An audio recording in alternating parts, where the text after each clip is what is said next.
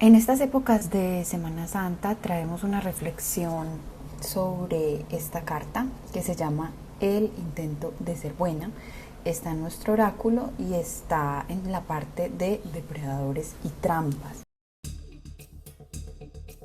Esta cuestión de ser buena es como una bondad, un tipo de bondad que no está basado en la compasión o como en un amor genuino o en el amor incondicional que parte inicialmente del amor propio para poder brindarlo hacia la afuera, sino que es una especie de requisito social y moral que se nos exige principalmente a las mujeres, o de cierta forma a las mujeres como a los hombres se les exigen otras cosas, muchas veces inclusive hasta ser agresivos y violentos, pero a las mujeres se nos exige de una forma distinta, ¿cierto? Entonces es una cuestión como de domesticación.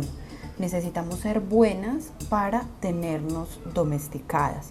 Y lo que hace esta domesticación es amputarnos de nuestras verdades, de nuestras reales emociones. Es como que a medida que intentamos ser buenas y ser buenas y ser buenas, nos vamos alejando cada vez más de nosotras mismas y de deseos que inclusive no tienen que ser malos, pero que por algún motivo son clasificados por la sociedad como algo malo.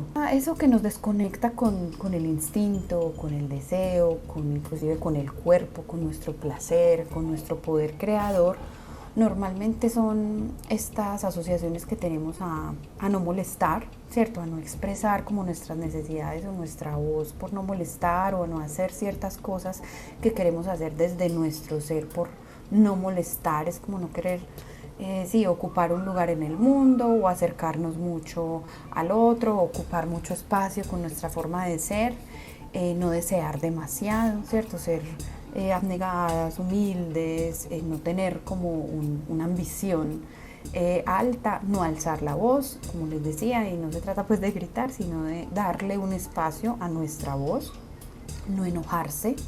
¿Qué ha pasado? Que muchas veces nos vamos a expresar y es como que, ay, ya vas a empezar, ay, la histérica, ay, la loca, ay, la que siempre quiere estar hablando de las emociones, ay, no sé qué.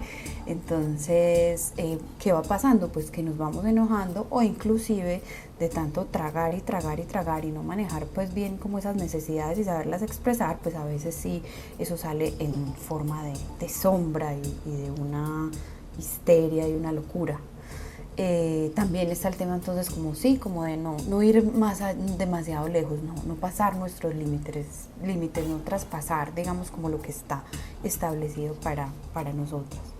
Que se espera que seamos súper dulces, agradables, generosas, que estemos siempre disponibles. Se nos premia por el ceder, por el callar, por cuidar a los demás antes que a nosotras mismas, y esto también es muy constante en el tema de lo femenino. Y entonces es una bondad aprendida y autoimpuesta que no es realmente una compasión, un amor verdadero, sino que es una supervivencia dentro de una estructura que lo que hace es oprimirnos, ¿cierto? De una estructura opresora. ¿Y qué queremos? Pues como cuál es el precio que estamos pagando, o por qué estamos pagando este precio, por pertenecer, por esta pertenencia.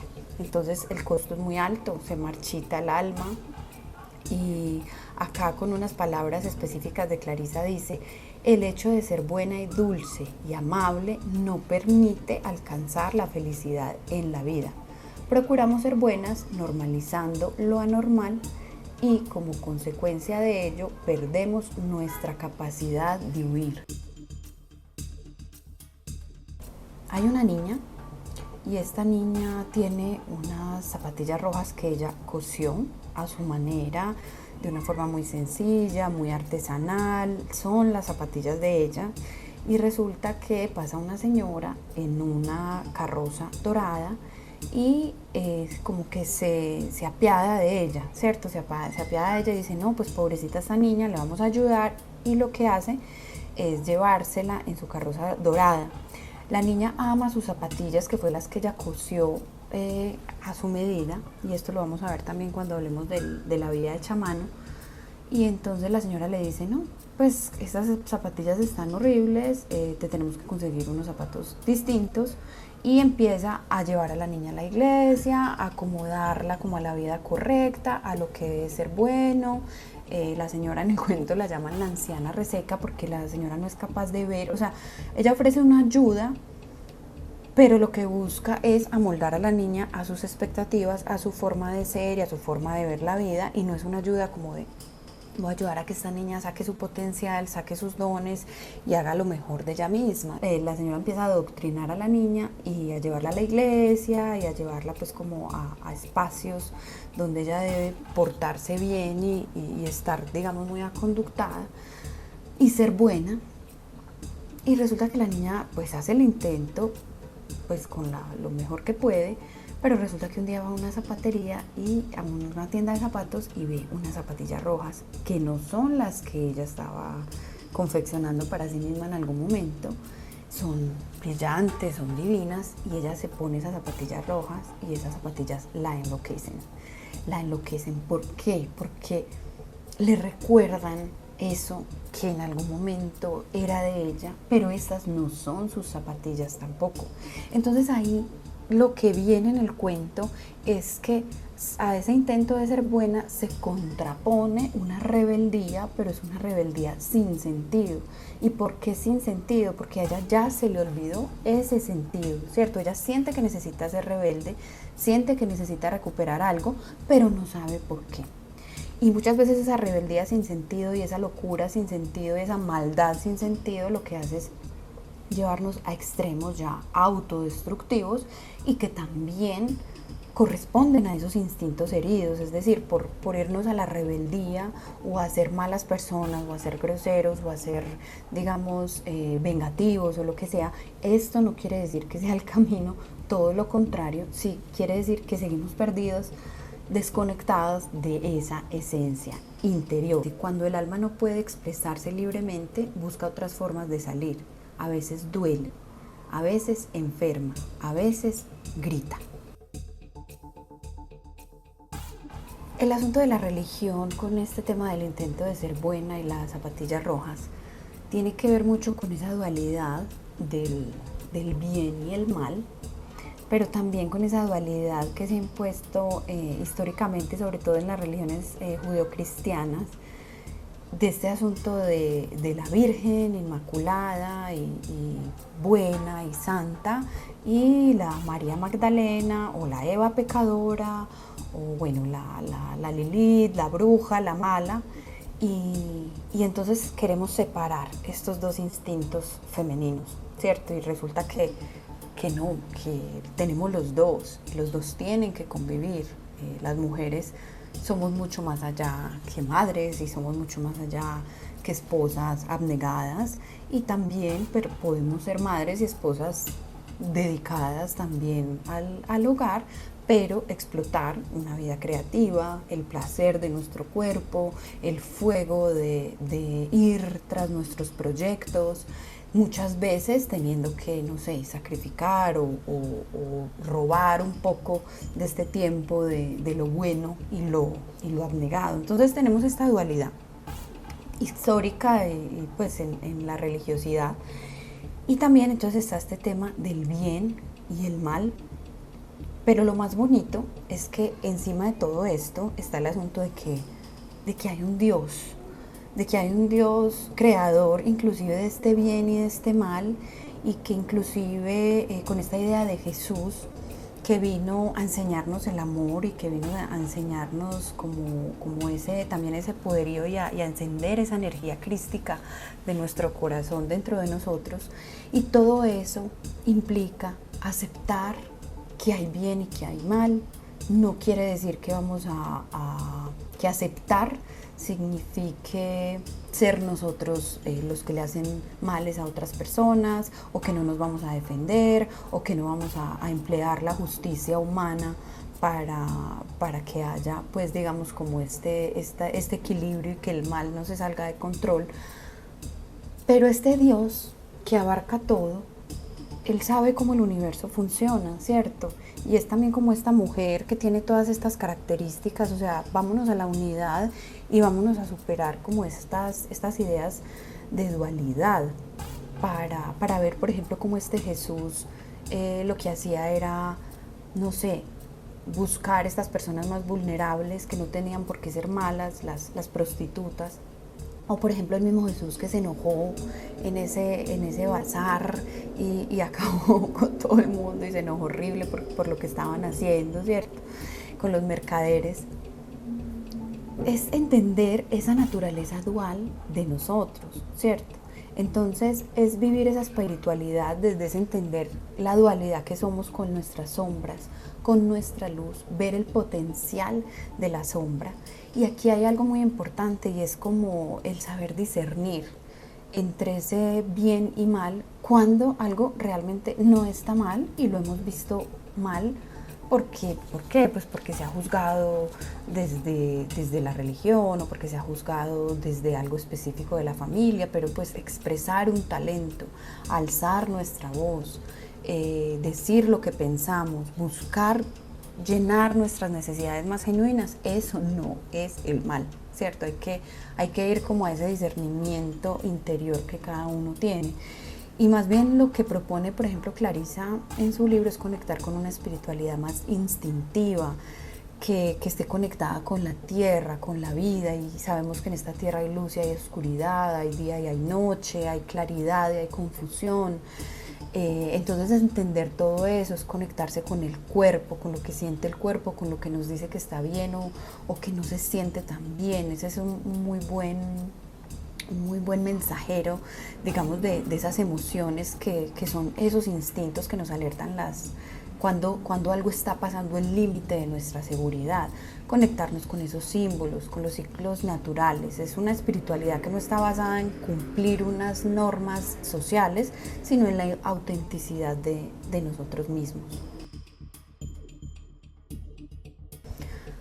Ante esto, entonces, muchos tenemos que desarrollar esta capacidad de decir no o de poner esos límites como algo que llama Clarisa la desobediencia sagrada.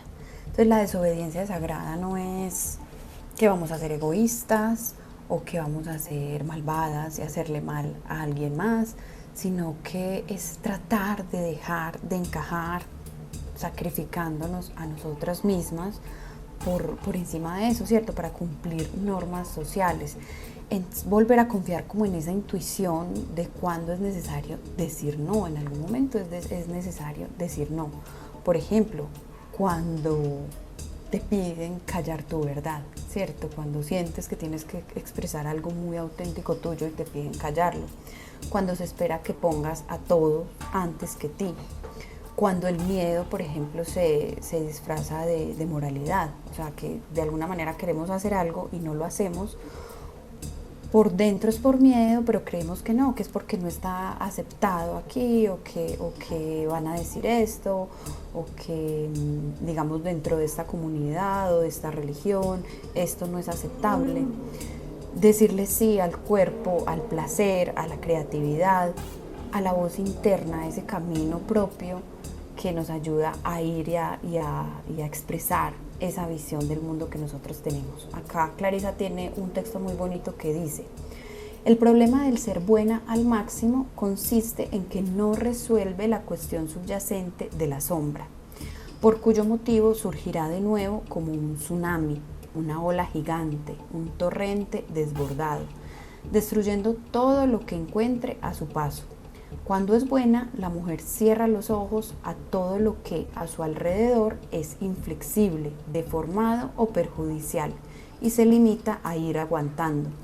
Sus intentos de aceptar este estado anormal dañan ulteriormente sus instintos de reaccionar, señalar, cambiar y producir un impacto en lo que está bien, en lo que no está bien, en lo que no es justo. El hecho de ser buena, ordenada y obediente en presencia del peligro interior o exterior o con el fin de ocultar una grave situación de la psique o de la vida real, priva a una mujer de su alma, la aísla de su sabiduría y de su capacidad de actuar. Como la niña del cuento que no protesta demasiado, que intenta disimular su hambre y aparentar que no arde nada en su interior, las mujeres modernas padecen el mismo trastorno consistente en normalizar lo anormal. Aquí Clarisa con este texto nos invita a ir más allá y a cuestionar lo que supuestamente ha sido normal en nuestra vida y mirar esas creencias y esa forma de actuar como nos ha ido deteniendo de nuestros sueños, de lo que queremos lograr.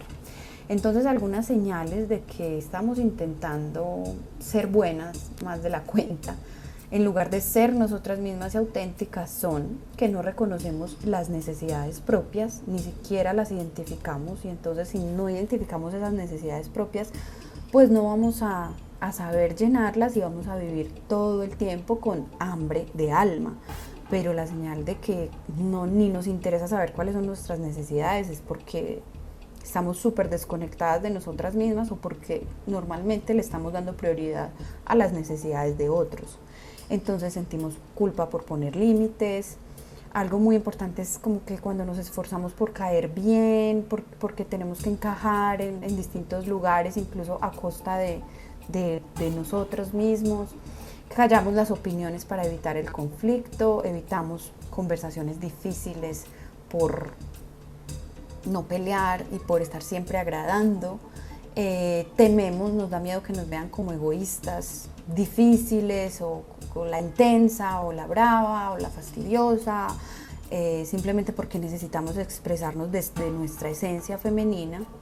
También cuando sentimos que no sabemos realmente lo que deseamos, porque finalmente eso tiene que ver con esas necesidades que decía ahorita, eso habla de esa desconexión y de que le estamos dando prioridad a la afuera porque ni siquiera sabemos qué quiere nuestra alma, ¿cierto? Cuando nos hemos desconectado de nuestro cuerpo, no somos capaces de sentir placer o sentimos que nuestro cuerpo tiene que cumplir unos estándares externos para poder agradar. Y también cuando tenemos estos bloqueos creativos, porque finalmente, bloqueos creativos constantes, no los que responden como al ciclo creativo normal que sube y baja, eso quiere decir que de pronto estamos intentando ser demasiado buenas.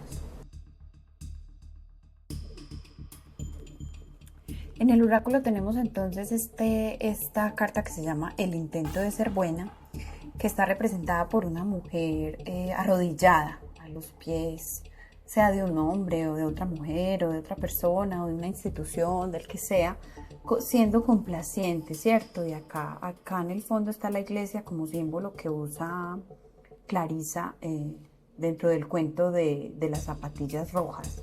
Quisiera leerles unas preguntas de esta carta del intento de ser buena, que es una trampa.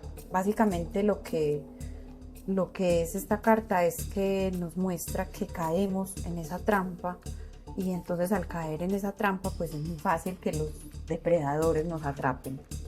¿Qué nos pregunta entonces el intento de ser buena? ¿Tiendes a complacer a los demás por encima de ti?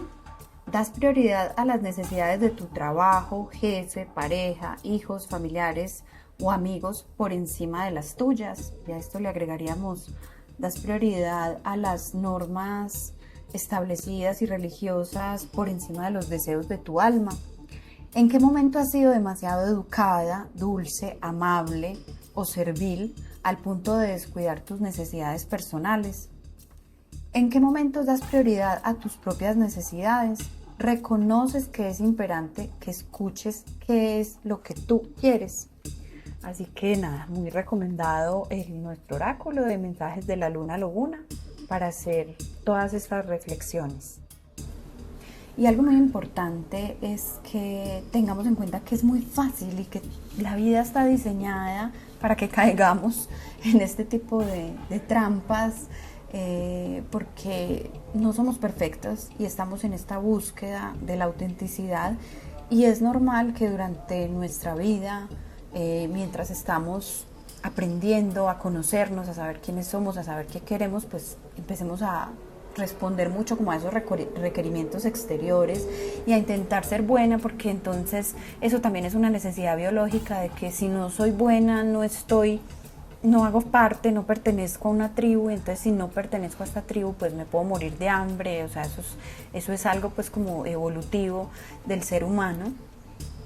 lo importante es aprender a reconocerlo. Yo misma lo he vivido. Yo crecí en una familia en la que había muchas discusiones y peleas, y eso me hizo de alguna manera tener aversión al conflicto y querer agradar todo el tiempo para que no haya conflicto, y eso me puso muy en contra de asuntos míos que yo quería sacar adelante, o por ejemplo en temas de la pareja, no sé, me puso a hacer, no sé, la parchada, la querida, la que da mucho, la que cede, porque para evitar ese conflicto, ¿cierto? Y eso se nos reprograma y se nos programa en nuestro cerebro, ¿qué tenemos que hacer? Programarnos de nuevo, programarnos con nuestra esencia, dejarla salir, dejarla ser, conocernos, y darnos cuenta en qué momento estamos intentando ser buenas para poder pararlo a tiempo. Un abrazo y bueno, seguimos viéndonos en estas reflexiones sobre los mensajes de la luna lobuna.